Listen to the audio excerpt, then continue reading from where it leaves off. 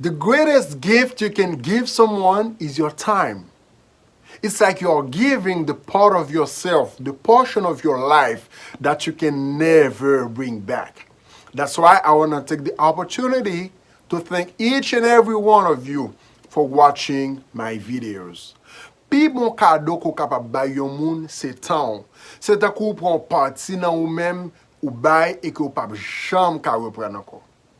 C'est ça que fait me vle prendre petit temps ça pour me dire nous chaque qui là qui toujours regarde des vidéos yo, un gros merci parce que temps non, est vraiment important. Today's lesson is going to be about tense in English. I don't say time because time and tense they are different. So today's lesson is going to be about tense in English. Leçon ap gen pour aujourd'hui c'est temps nous pour regarder en anglais.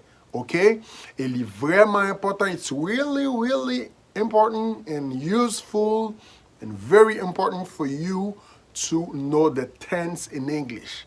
You are using verbs every single day, every time, every hour, minutes, and seconds. So you better know how to use the verbs in English. Ou utiliser verbe chaque jour en anglais. C'est pour ça qu'il est vraiment important pour connaître qui gens pour utiliser verbe yo. I would advise you to watch my previous lessons, especially the one regarding to have and to be, because we're going to need those two verbs, those two auxiliary verbs for these lessons. So, moi, ta conseille yo al gade leçon que m'te publié avant yo, spécialement ça qui concerne verbe être et verbe avoir, parce que deux verbes auxiliaires ça yo, n'a besoin utiliser ou nous pral utiliser dans leçon ça pour jodi. Knowing that tense in English is the grammatical term which refers to the time in its various aspects, so we're going to consider in this lesson the three different aspects of the past tense, the present tense, and the future. OK? Nous connaissons que tense, c'est terme grammatical là que utiliser pour parler de temps dans tout aspect que le gagne. So c'est ça nous allons étudier aujourd'hui dans cours anglais. But nous utiliser dans trois aspects principaux yo. Qui c'est the past tense, the present tense, and the future. OK? Nous allons étudier le passé, le présent et le futur. Donc on est chaque jour, c'est ça que nous utilisons. Nous parlons de un bagage qui est passé, un bagage qui a fait dans le présent et un bagage qui vient pour faire. OK? So nous allons étudier ça jeudi dans cours ça. Let's consider first the present tense. On nous considérer d'abord temps présent.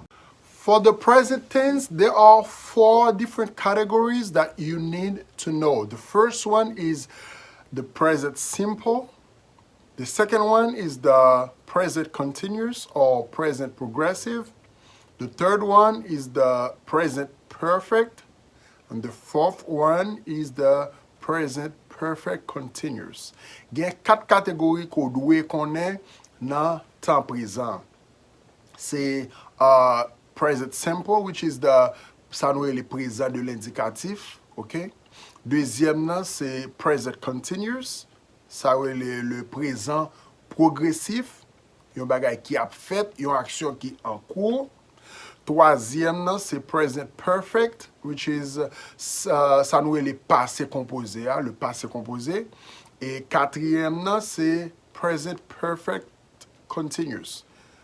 Passé composé continu, OK? C'est le passé composé progressif, ou du moins c'est le passé composé continu. Vous devez bien comprendre ça. OK? Let's start with the present simple. On commence avec présent de l'indicatif là. On regarde qui l'on a utilisé, qui j'en a utilisé et qui structure que les gagne. Can you please repeat after me the 4 different categories? The first one is the present simple. The second one is the present continuous or present progressive. The third one is the present perfect. The fourth one is the present perfect continuous or present perfect progressive. Good. Okay, now let's start with the present simple. On commence avec présent de l'indicatif là. The present simple is used for a daily, weekly, monthly, or yearly habit. Something that you do on a regular basis. Ok, présent l'éducatif là, yo utilize en anglais tant qu'on yon bagay qu'on fait chaque jour, ou fait chaque semaine, ou fait chaque mois, ou bien fait chaque année. Yon bagay qu'on fait sur une base régulière. Dans cas ça, ou utiliser présent de l'indicatif. Let me give you some examples. The first example. I eat breakfast every morning at 6 a.m. Can you repeat after me? I eat breakfast every morning at 6 a.m. Moi manger petit déjeuner chaque matin à 6 heures.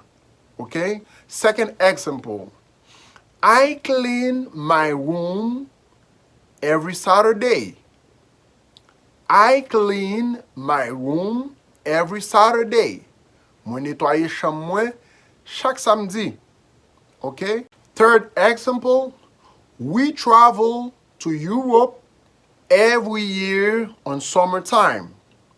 We travel to Europe every year on summertime. Or we can say the fourth example, we study English every week with Sam C. Martin on YouTube. We study English every week with Sam C. Martin on YouTube. Nous étudions anglais chaque semaine avec Sam C. Martin sur YouTube. Okay? This is for the present simple. Ça c'est présent de l'indicatif. Okay? Nous étudions l'anglais chaque semaine avec Sam. Okay? Nous voyageons vers l'Europe chaque année. Okay? Je nettoie ma chambre chaque samedi. Okay? Je prends mon petit déjeuner chaque matin à 6 heures. OK? Ça, c'est présent de l'indicatif là. You can use any verb you want. It depends on you. It depends on your situation. For example, you can use to run, to work, to walk, to work out, to sleep, to fight. Any verb you want. It depends on you. Capable d'utiliser n'importe verbe que vous voulez, li dépend de ou de situation personnelle. Okay? Now let's go for the present continuous. How do we use it and where do we use it? The present continuous is used for an ongoing action. Présent progressif là, yo utiliser li pour une action qui a fait dans moment que vous parlé. OK? Ça fait le présent continu du moins présent progressif. Qui gens ou capable construire une phrase dans présent progressif là? You need the verb to be, the auxiliary verb to be, plus the verb, plus the ing form. ing form. OK? Ou besoin verbe to be, verbe auxiliaire to be, plus verbe d'action, plus ing quoi mettez des verbes là. For example, I am watching a video on YouTube. Okay, that's the first example. I am watching a video on YouTube. Or you can say the second example, I am discussing an urgent matter with a friend. Can you repeat after me? I am discussing an urgent matter with a friend. M'a discuter yon bagay qui important avec yon moun, okay? This is an ongoing action. Ça son bagay ka fait kounya. I am, this is the verb to be.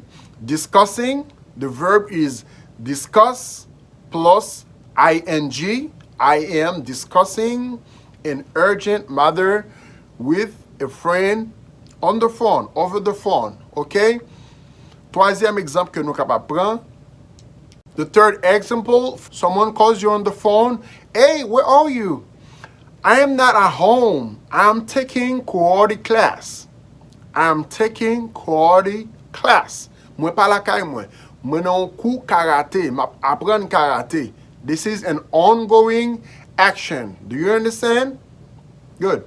For example, you are at home in your room and a kid just being noisy, and you may say, don't you see I'm talking on the phone? Don't you see I'm talking on the phone? Est-ce qu'on pa wè ke m'a parlé dans téléphone? Ou la ka wè pi gon ti moun kap fè bruit kap déranjou. Hey, don't you see I'm talking on the phone? I am talking on the phone, okay? You can use any verb you want. And I want you to like try a few sentences and leave them in a comment below. Don't forget, practice makes perfect. Practice makes perfect. OK? C'est pas de pratiquer en pile ou capable arriver bien maîtriser ça ou pas apprendre. We learn by doing. OK? So let's continue. Let's move on. Okay, now let's jump to the present perfect. An wale nan sa nou ele en français passé composé. M konnen gen nan nou ki kamadem, s'il se passé composé pour ki sa m'a étudié nan présent en anglais. Okay? Bear in mind, pi go traduit anglais à français mot à mot. Okay? This is the present perfect, even if it's the passé composé in French, but it's the present perfect in English. Okay, so to use the present perfect, you need the subject plus the auxiliary verb to have plus the past participle of the verb. Pour utiliser, on a besoin sujet plus auxiliaire avoir, to have, avec un passé composé verbe là. Je suppose que nous connaissons passé composé nous très bien. Okay? It's called present perfect because we can use it for an unfinished action that has started in the past and continue to the present, or for a finished action that has started in the past and has a result in the present. Dire le present perfect parce que nous ka utiliser la deux façons. First, pour action qui pas fini, une action qui a commencé dans le passé, qui vient continuer dans le présent. Action a commencé dans le passé, qui vient continuer dans le présent. Ou du moins, pour une action qui finit dans le passé, mais qui gagne un résultat dans le présent. Be with me for a second. I want you to understand this very well.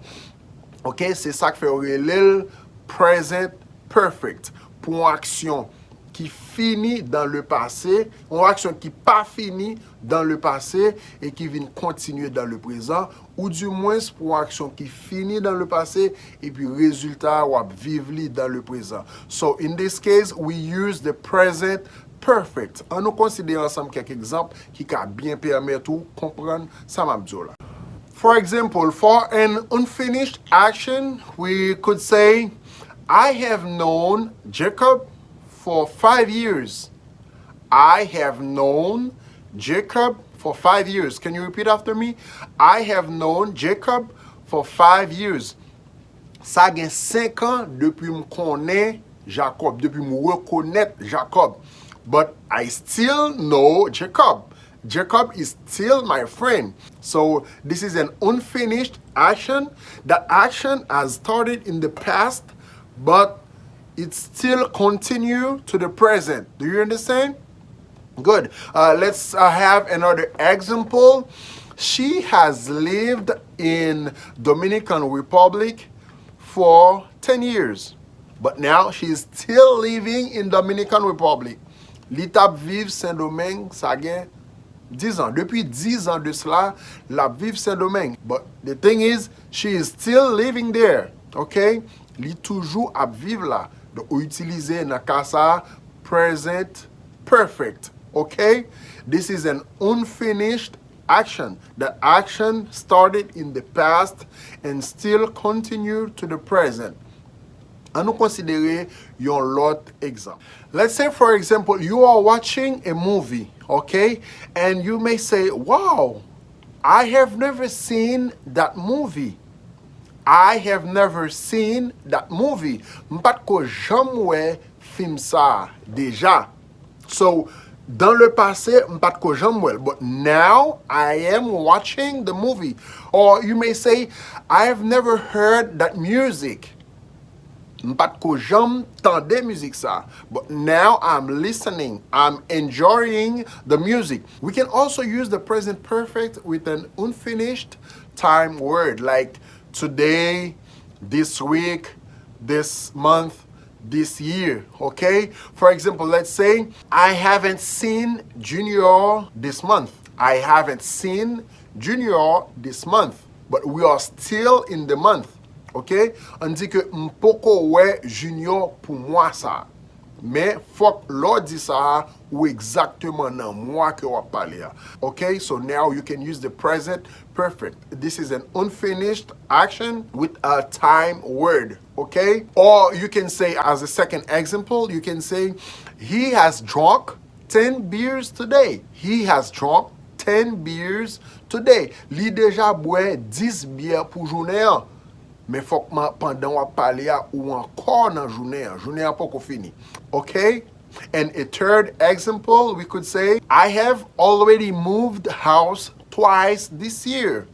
Oh my God, I'm tired because I've already moved house twice this year. I'm fatigué parce que pendant l'année, ça fait 2 fois mon j'ai changé caille.